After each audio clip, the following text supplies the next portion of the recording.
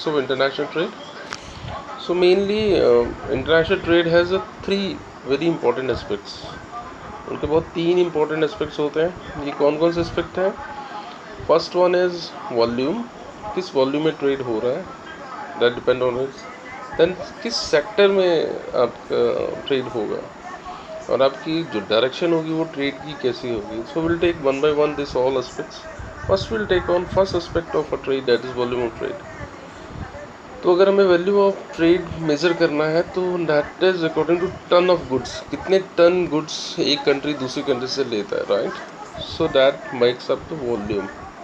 तो ये इससे आपका वॉल्यूम बन रहा है कि volume is very important aspect of a trade. Then we have services. जो है वो तो अब टन में नहीं मेजर कर सकते because services doesn't have any tangible aspect, right. So it cannot be measured in tons. Therefore, the total value of goods and services traded is considered to the volume of trade. कितनी आपने services किस country को दी हैं, so that can be the volume of a trade. So ऐसा नहीं है कि सिर्फ physical goods and services can be do, right? So there is a table in your book that shows volume of trade has been steadily rising up. वो दिख रहा है कि कई सालों से ये बहुत बढ़ रहा है. Then we have a composition of trade. So nature of goods and services imported or exported by countries. अगर हम नेचर देखें गुड्स की कुछ सालों में, गुड्स एंड सर्विसेज को कौन सी इंपोर्ट हो रही है कौन सी एक्सपोर्ट हो रही है, उसमें बहुत सारे चेंजेस आए हैं लास्ट सेंचुरी से. There is a lot of change in from last century. Mainly trade of primary product, जैसे हम लोग प्राइमरी प्रोडक्ट्स को पहले ट्रेड करते थे, right. That has been started in beginning of the last century. पहले उसका बहुत ट्रेड होता था प्राइमरी प्रोडक्ट्स का, लेकिन later on as secondary sector emerge, so many manufactured goods gained its importance. And अगर आज की बात भी हम लोग करें तो manufacturing still command bulk of the global trade. तो आज भी मैन्युफैक्चरिंग सेक्टर ही वेटेज ले रहा है. But service sector has also enter now. अब आपका सर्विस सेक्टर में we come across with travel, transportation and other commercial services also showing now upward trend because maximum countries have become a tourist hub. Every country want more and more people should come to that countries. So this is the chart which has been given, right. So remember all this thing. So mainly ये आपको graph दिया हुआ है किसमें कितना होता है, कौन से ईयर में क्या ट्रेड हुआ. So we have a different share of different commodities has been mentioned in global trade, that has been shown in a graph.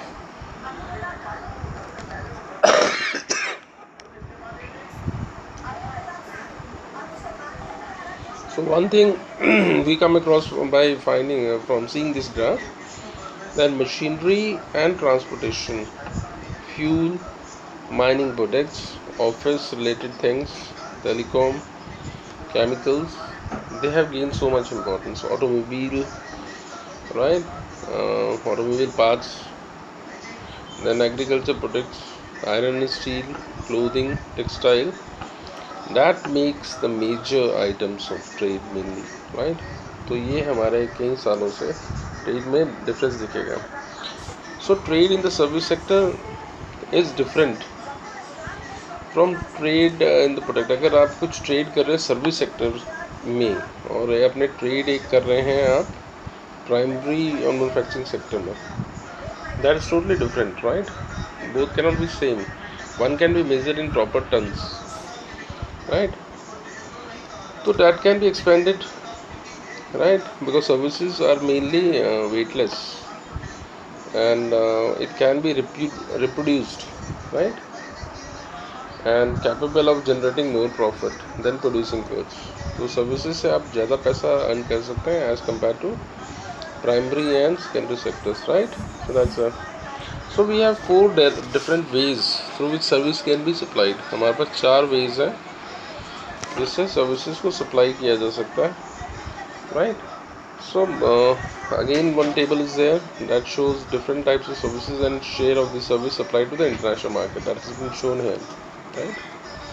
So travel and construction service में कितना आपका शेयर मिल रहा है, ट्रैवल में, construction services में, labour flow में, that has been mentioned in this. So we'll take on direction of trade. That is the second aspect, third aspect of it. Historically अगर हम लोग देखें तो डेवलपिंग कंट्रीज जो प्रेजेंट में है, ठीक है, they use to export valuable goods like we are exporting gems and jewellery, we are selling artefacts. Artefact जो हिस्ट्री में हमारे कुछ बहुत आर्टिस्टिक स्किल से बनी हुई चीज़ें हैं, that was exported to European countries. That is the main part of export which developing countries do for developing countries.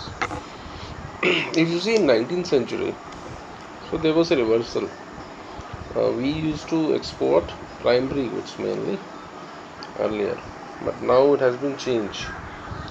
तो European countries started exported manufacturing goods to us. हमारे को वो लोग एक्सपोर्ट कर रहे थे मैन्युफैक्चरिंग गुड्स को, right, and they need food stuff from us and raw material from us for their colonies, right. That happened in 19th century.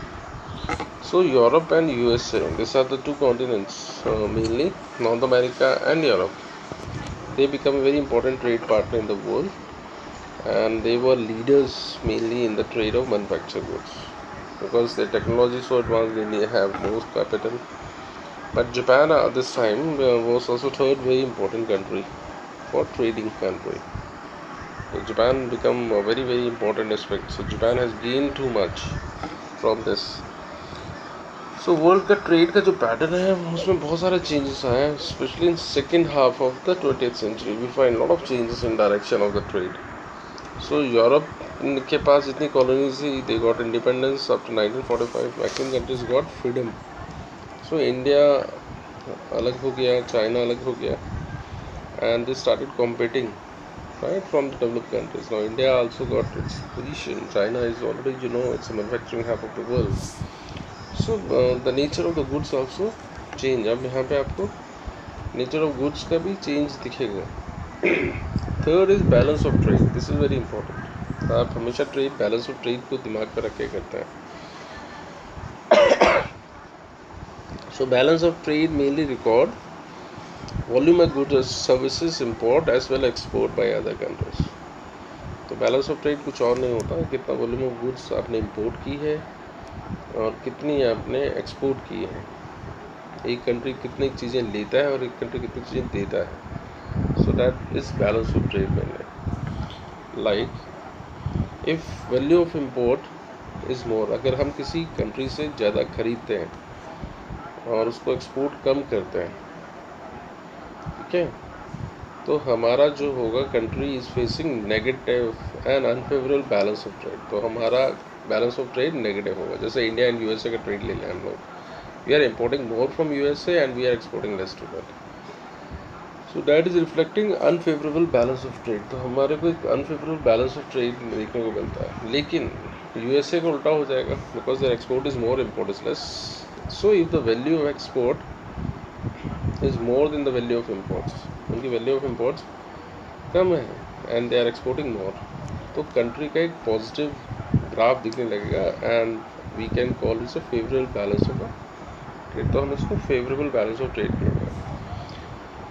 तो balance of trade and balance of payment किसी भी country के लिए बहुत important है, उसकी economy के लिए कितना. तो आप उसी हिसाब से ट्रेड को फिक्स करते हैं और हर कंट्री चाहती है कि बिल्कुल बैलेंस्ड हो. इम्पोर्ट और export should be almost equal, right. अगर आपका देश नेगेटिव बैलेंस करता है तो they have to spend more on buying goods. तो आपको इंपोर्ट ज़्यादा करना पड़ेगा, तो आपको पैसे ज़्यादा खर्च करना पड़ेगा और आपको अर्न ज़्यादा नहीं होगा. तो या तो फिर आपको अर्निंग अपनी बढ़ानी पड़ेगी through selling their goods, right. So अगर आप लगातार इंपोर्ट ही करते चले जाएंगे तो इकॉनमी पे बहुत ज़्यादा फ़र्क पड़ेगा. तो आपकी जो फाइनेंशियल रिजर्व्स हैं that can be exhausted very easily. So we have types of international trade. अब हमारे कितने टाइप्स हैं इंटरनेशनल ट्रेड के. सो इंटरनेशनल ट्रेड में be categorize in two types.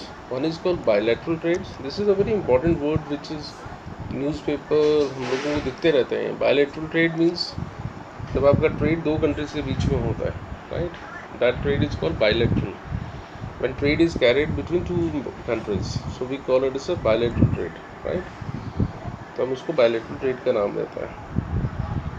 So this both the countries agree into some agreement, और उसमें specify कर देते हैं कौन कौन सी कमोडिटीज़ आप ट्रेड करेंगे एक दूसरे के साथ। तो दैट्स इंडिया का बहुत सारे कंट्रीज के साथ बायलैटरल ट्रेड चल रहा है। Like we have country A that can be agree to trade some raw material, और वो एग्रीमेंट करता है कि आपसे परचेज करेगा कुछ specific item from B country, vice versa, right? So that's called bilateral. Then there is a word which is coming up, that is called multilateral trade. Multi का होता है many, so conducted between many trading countries. आपका trade कई countries के साथ होता है, तो that's called multilateral trade, right? So same country can trade with number of other countries. हम एक कंट्री कई कंट्रीज के साथ ट्रेड एक साथ कर सकता है. So this is a new trend which is coming up in the world scenario. Country can grant the status of most favour nation. तो हर कंट्री कुछ कंट्रीज़ को मोस्ट फेवर नेशन का स्टेटस देते हैं, राइट, जो उनके बहुत क्लोज होती हैं और उनके एक्सपोर्ट इम्पोर्ट में FDI में बहुत इंपॉर्टेंट रोल प्ले करता है. तो some countries are giving a status most favour nation, right. So mainly if you see, so there is a free trade की बात भी हो रही है. तो जब आप मोस्ट फेवर नेशन का स्टेटस किसी को देंगे, then almost there is no tariffs in one another. Why this thing is carried out? Because of opening up economies, ताकि हर country एक दूसरे के closer आ सके, right? So this trade is also known as free trade, or this term is called trade liberalization. You have a total freedom. There is no restriction for other countries to sell their goods in that country. So इसमें आपके जो barriers होते हैं, barriers कैसे आते हैं? When you are putting some tariffs. तो आप जब टैरिफ्स लगाते हैं, टैक्स लगाते हैं, दूसरी कंट्री का सामान आने नहीं देते हैं, तो वो सब खत्म हो जाता है. That's it. So trade liberalisation काफ़ी गुड्स को आने देता है, सर्विसेज को आने देता है from everywhere. Singapore, Hong Kong is like that. They are called open economies. So domestic products का सर्विसेज से बहुत ज़्यादा कॉम्पीट करना पड़ता है उनको. So that's it. So mainly globalization, this is the word which we used to think about so many times and we read in newspaper so many times. Globalization and free trade can affect economies of a developing countries. तो इसमें जो developing countries हैं तो बहुत affect होता है, क्योंकि because we cannot compete with the developed countries. हम लोग मुकाबला नहीं कर सकते developing countries का. We cannot give maximum countries a status of most favored nation. We cannot liberalize our trade like that. So they have to put some restrictions. अगर अपनी domestic industry को आपको बचाना है तो आपको कोई ना कोई टैक्स वगैरह लगाने पड़ेंगे, right? So that is possible. So otherwise your domestic industry can be in problem. But due to development of transport and communication, goods and services can move faster, and otherwise they cannot reach to those places which is very difficult to accessible. But now it's possible. We can reach to any point. Free trade should not let rich countries only to enter the markets. तो ऐसा नहीं होना चाहिए कि हम लोग अमीर countries को ही अगर हमारा ट्रेड हो रहा है तो वो रिच कंट्रीज़ अपना सामान दे ही जा रहे हैं, और उनका चेक होना बहुत ज़रूरी है, तभी हमारी इंडस्ट्री डेवलप कर पाएगी, right. And we have to protect our market also from foreign goods. हमें अपने सामान को बेचना पड़ेगा और लोगों को भी सोचना पड़ेगा. Countries have to be very very cautious for this, right? Otherwise what will happen, the rich countries will start dumping goods in your country, and maybe free trade is there, right? When goods will be dumped, they have a cheaper price, and that can harm to domestic producers. तो उससे आपका जो domestic producers है उनको बहुत harm होगा, right? So उनको बहुत ज़्यादा harm होने लग जाएगा. So that's it. So mainly if you see in this,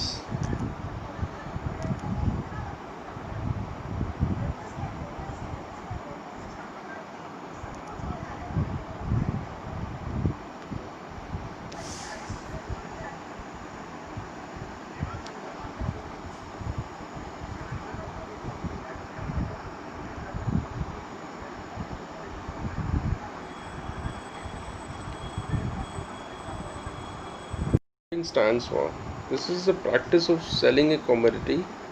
तो आपकी एक ऐसी प्रैक्टिस इसमें आप गुड्स को सेल ऑफ करते हैं, right, at a price that is very cheap, right? That is called mainly dumping. उसको हम dumping का नाम दे देते हैं.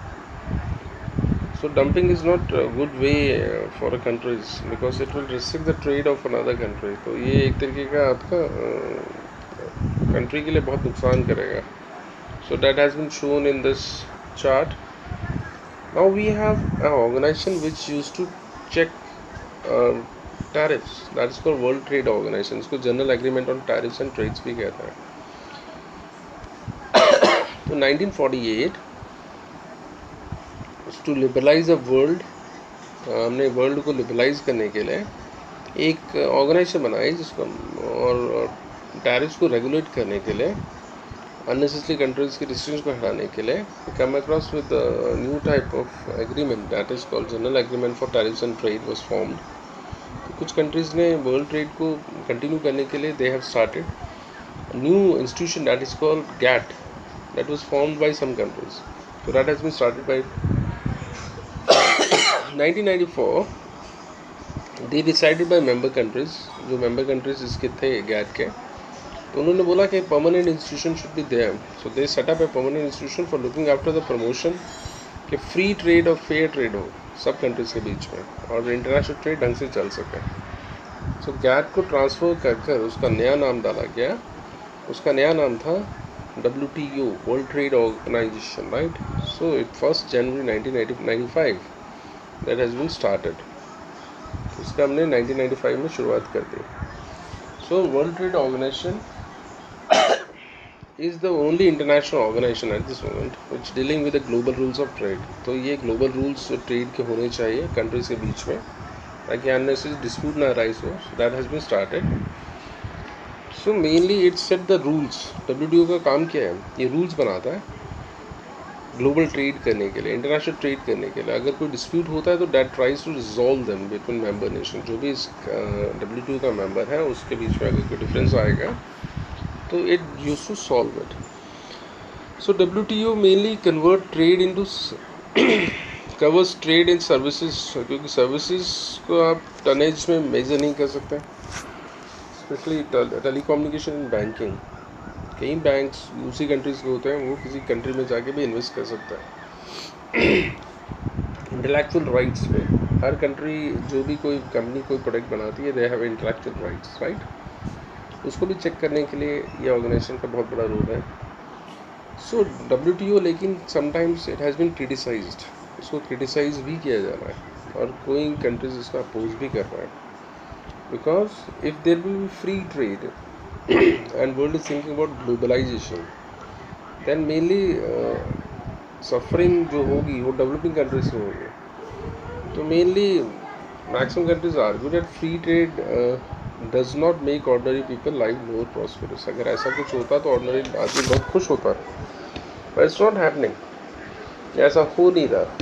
रूल्स बनने के बावजूद भी ऑर्डिनरी पीपल और कंट्रीज जो गरीब हैं वो और गरीब होते जा रहे हैं. सो दैट्स अ प्रॉब्लम. सो इसमें गैप बहुत बढ़ता जा रहा है रिच और पुअर के बीच में, राइट. और रिच कंट्रीज ज़्यादा रिच होते जा रहे हैं और जो गरीब कंट्री है और गरीब होता जा रहा है, right. Why is it so? Because there is a lot of pressure for influence on WTO by very rich countries, right, for their commercial interests. So अपने फ़ायदे के लिए ये countries जो हैं WTO को भी influence करते हैं. So many developed countries have not fully opened up their own markets. अपनी markets उन्होंने नहीं खोली, right, from developing countries. But they want the developing countries should open their market. और इससे ये भी आर्ग्यू किया जाता है कि इश्यूज ऑफ हेल्थ, वर्कर्स का राइट, चाइल्ड लेबर, उसको पूरी तरह से एनवायरनमेंट को पूरी तरह से इग्नोर किया जाता है ट्रेड के लिए. So that's the reason why this has been criticised. तो there is so many things can be charted out. और अगर हम WTO का हेडक्वार्टर देखें that is in Geneva, Switzerland. So 149 countries होते हैं 2005 के हिसाब से. So India is a very important member in this. It's a founder member almost. Then we have regional trade blocks. Then there is one more blocks which are coming. That's called regional trade blocks. To protect the interest of developing countries, there is a new emergence of a new bloc that is called regional trade bloc. उसको हम regional trade blocks कहते हैं, right. So the main purpose is to encourage trade between the countries with geographical proximity. अगर आप एक दूसरे के close हैं तो ट्रेड आप दोनों के बीच में ज़्यादा सूटेबल है, right. And the product which are very very similar, right, complementaries, और and to curb restriction on trade, ताकि यही ना हो कि डेवलप्ड कंट्रीज ही अपना सामान देते रहें और जो छोटी कंट्रीज़ हैं उनके लिए प्रॉब्लम आते रहें. So at this moment 120 regional trade blocks has been there in the world, and that carries 52% of the world trade. So 52% type का trade ये लोग करते हैं almost. So these trading blocks is a good response to the failure of global organization WTO, right? So इसने inter regional trade को भी develop करने की कोशिश करी है, these regional blocks. So these regional blocks remove unnecessary trade barriers जो पहले होते थे कंट्री टू कंट्री, उसको कम करने की कोशिश करिए, राइट, अपने मेंबर नेशंस में. If you are a part of some regional block, so you don't want unnecessary restriction should be there. So tariffs has been reduced, and the main purpose is to encourage free trade. And the future आने वाले time में it's very very difficult for free trade to take place between different trading blocks. लेकिन आने वाला time शायद बहुत difficult होने वाला है, ऐसा प्रॉब्लम आएगी रीजनल ट्रेड में भी, right. So that has been mention, so many regional blocks has been mention in your book, right. We have ASEAN, headquarter is in Jakarta. Then we have Commonwealth of Independent State, USSR वगैरह के जो countries हैं उनमें, और उसका headquarter Minsk में है, that is in Belarus. Then we have a largest world market, that is European Union. Capital is Brussels. Then we have Latin American, South American countries से भी अपना ग्रुप बनाया और उनका जो हेडक्वार्टर है मोंटेवीडियो उरुग्वे में है. Then we have NAFTA, that is North American Free Trade Association. Then we have oil वालों ने भी एक ग्रुप बनाया, that's called OPEC, Organization of Petroleum Exporting Countries. इसका कैपिटल, इसका हेडक्वार्टर वियना में है. Then we have SAFTA, South Asian Free Trade Agreement. So we have so many concerns to international trade. तो हमारे बहुत सारे concerns हैं international trade को लेकर. ट्रेड का मतलब होना चाहिए that should mutually benefit to both nations. तो international trade इसलिए किया जाता है, both the parties should be separate, satisfied. But if it leads to regional specialization, अगर कुछ area specialize किसी चीज़ में और higher level of production है, better standard of living हो, तो आपको जहाँ से अच्छी चीज़ मिलेगी वहाँ पे ट्रेड होना चाहिए, और प्राइस का इक्विजेशन, प्राइस ऑलमोस्ट इक्वलाइजेशन होना चाहिए, और उस एरिया का अच्छी नॉलेज एंड कल्चर शुड भी देयर होना चाहिए. So international trade can be on these factors. These all factors promote international trade, right. तो means international trade can be carried. It should not mean that they should be dependent on some country totally, right? And there should be unnecessary uneven level of development should not be there. एक country तो बहुत progress कर रहा है, दूसरा country नहीं कर रहा. Unnecessary exploitation of some country should not be there, right? And it should not happen commercial rivalry between that causes a chance to war. So global trade affect many aspects of life. Global trade और globalization ने बहुत कुछ affect डाला है, right? So it impacted everything. Environment को तो किया ही किया है गंदा, इन्वायरमेंट पोल्यूशन दिया ही दिया है, लेकिन they should think about wellbeing of the people around the world. लेकिन it has hampered the interest of this. So as countries start competing with one another, right, so production and the use of natural resources spiral up. जो कई चीज़ें unnecessary they use to develop, और in that way natural resources will be also damage. और जो हमारे natural resources हैं वो जल्दी से जल्दी यूज़ होते जाएंगे और आने वाले टाइम में वो फिनिश हो जाएंगे. तो हमें कितना ट्रेड करना चाहिए, कैसे करना चाहिए, that has to be determined. So हुआ क्या है वर्ल्ड ट्रेड के कारण, इंटरनेशनल ट्रेड के कारण मरीन लाइफ ऑलमोस्ट डिप्लीट होती जा रही है. हमारे फॉरेस्ट कटते जा रहे हैं, राइट. हमारे रिवर बेसिन्स हैं वो भी ख़त्म होते जा रहे हैं, और maximum things has been given to private drinking company, water, के लिए भी उनको दिया जा रहा है contract. So many multinational corporations which are coming, they are working for oil, they are working for gas, mining, pharmaceuticals and agribusiness. They are expanding their operations at all cost. So in this way they are creating more pollution. तो वो लोग ज़्यादा pollution भी फैला रहे हैं, and their mode which way they used to produce, they don't follow any sustainable development. वो ऐसी पॉलिसी को नहीं अपना रहे कि फ्यूचर जनरेशन के लिए भी हेल्पफुल हो. So they are doing like that. So they should consider this all factors, right. If organisations को बनाया जाता है तो they are always thinking about profit making. They start thinking of profit making. They are not concern about environment, health of the workers, sustainable development. They never thought of. They start operating only producing more and more things. Now we will take on gateways of international trade. तो सबसे बड़ा जो gateway होता है वो होता है ports, right? So ports plays a very important, harbors, ports. So that chief gateway of world internet trade is always harbors and ports. तो ये दोनों चीज़ें बहुत important होती हैं. क्योंकि maximum trade has been carried through ports. So ports का नाम आते ही we come across with cargoes और travellers, right. And they used to move from one part of the world to another through this ports. तो ships आपको कहीं से कहीं, आपका कार्गो कहीं से कहीं लेके जाता है. And the ports provide facilities of docking. Port का मेन काम होता है आपको डॉकिंग फैसिलिटी देना, आपकी शिप डॉक कर पाए, वहाँ पे लोडिंग वहीं पे होती है, अनलोडिंग सामान की वहीं होती है. And they provide storage facilities also. To provide this type of facility the port authorities, जो पोर्ट की अथॉरिटीज़ होती हैं उनको सारे अरेंजमेंट करने पड़ते हैं जो I have mention above, docking का, लोडिंग का, अनलोडिंग का. So they have to think about this. And then they have to maintain navigation channels, क्योंकि अगर पोर्ट ढंग से चलेगा तभी तो शिप्स आएंगे, राइट. एंड बैरेजेस बनाने पड़ेंगे, लेबर देनी पड़ेगी सामान उतारने और रखने के लिए. This type of manager service the port has to carry. So importance of port is very important, right. आपकी इंपॉर्टेंस किसी पोर्ट की कैसे जज की जाती है? कितना कार्गो वहाँ पर आता है, कितना सामान वहाँ पर आता है, कितनी शिप्स आती हैं वहाँ पर, उसके हिसाब से हम उसको मेज़र करते हैं. So mainly the quantity of cargo handle bye port, कितना कार्गो को हैंडल करता है एक पोर्ट, वो एक इंडिकेटर है उस एरिया का डेवलपमेंट के लिए. उस एरिया कितना डेवलप होगा वो एक इंडिकेटर है, right. So that's called hinterland. So that is that. तो पोर्ट को बहुत सारे काम करने पड़ते हैं, ऐसा नहीं कि एक काम किया उसने दूसरा नहीं. So lot of things has been done. So we have different types of ports. तो अगर हम पोर्ट्स को देखें तो ports can be classified according to type of tariffs. Traffic, कितनी शिप्स आती हैं, कितनी लोडिंग होती है, सब कितना हैंडल करता है. सो हमने उसके हिसाब से उसको क्लासीफाई किया. तो we have different types of ports according to cargo handle.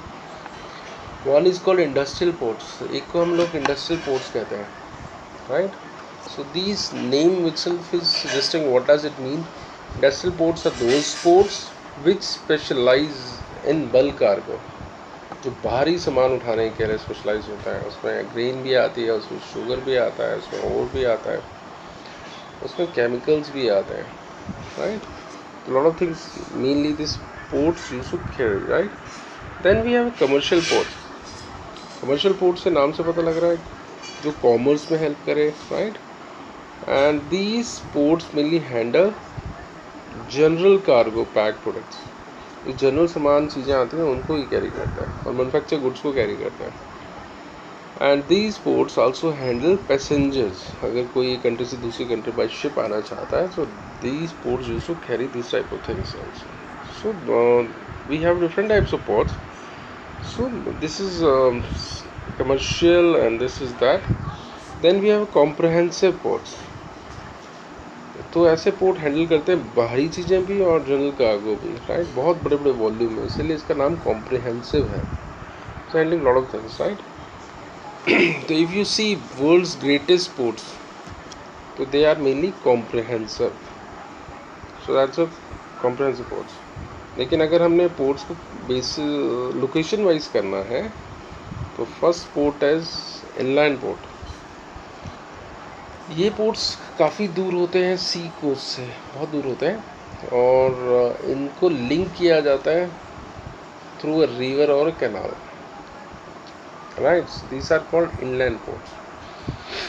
और ये पोर्ट्स जो होते हैं असेसिबल होते हैं फ्लैट बॉटम शिप्स के लिए और बैरेजेस के लिए, छोटी शिप्स के लिए, right. If you take example of Manchester को काफ़ी सी के अंदर बनाया गया है और उसको लिंक करता है canal. Then we have Memphis, that is on river Mississippi, and same with Rhine नदी है, उसमें आपको कई पोर्ट्स दिखेंगे जैसे Mannheim, Duisburg, right, and Calcutta is also located on the river Hooghly. Hooghly is the main river of Ganga. It's the main tributary of Ganga. Then we have outports. So some ports could be called as outports.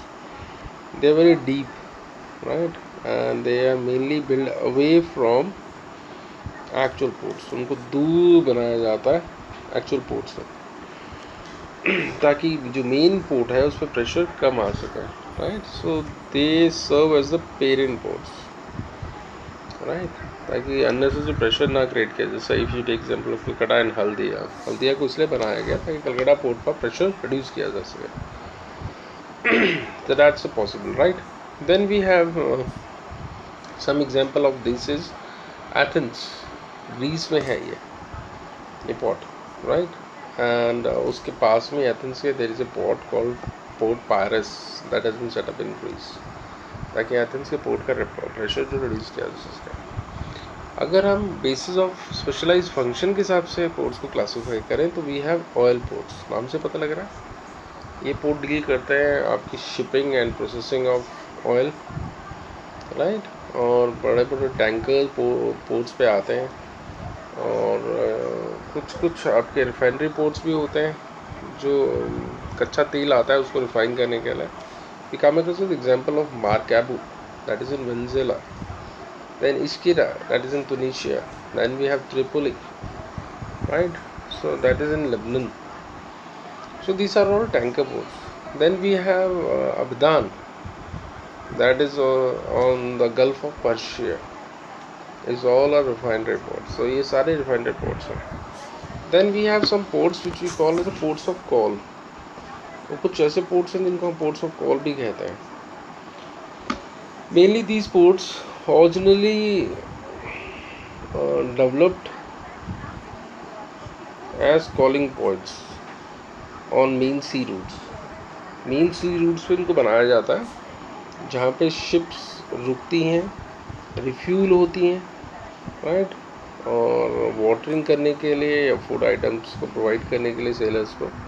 So this ports have been set up. So mainly later on it developed into a commercial port like Aden, Honolulu, Singapore. These are some examples which has been given in this, right? So some ports are called packet stations. ये छोटी फेरी के लिए होते हैं, छोटी छोटी ships के लिए होते हैं, राइट. बिग शिप्स नहीं आती हैं इसमें, so therefore it's called packet station. So packet station are mainly concerned with transportation of passengers, और मेल्स वगैरह जो आती हैं उनको कैरी करने के लिए होता है. शॉर्ट डिस्टेंसेस के शिप्स वगैरह इस एरिया में आते हैं, so that's cover. So means these station occurs in pairs में होता है ये, right, in such a way that they face each other across the water body. एक इस साइड में है और एक इस साइड में है. So that has been set up Dover in England, right. So it's set up like that. So then we have Calais in France, तो ये इंग्लिश चैनल पे बनाया गया है. Then we have entrepot. तो these are a collection centres mainly, जहाँ से चीज़ों को कलेक्ट किया जाता है, जहाँ से गुड्स को ब्रॉड किया जाता है from different countries for export. तो हम लोग कई चीज़ें लाते हैं यहाँ पर एक्सपोर्ट करने के लिए कई कंट्रीज में. तो Singapore is an mainly entrepot of Asia. Then we have Rotterdam in Europe. Then we have Copenhagen, that is in Denmark, Baltic में. So we have some examples like that. Naval ports, navy के लिए है. These ports are located at strategic points. They have a strategic importance. Therefore, it is called naval ports. So they serve warships. तो इनका काम ही है warships को सर्व करना.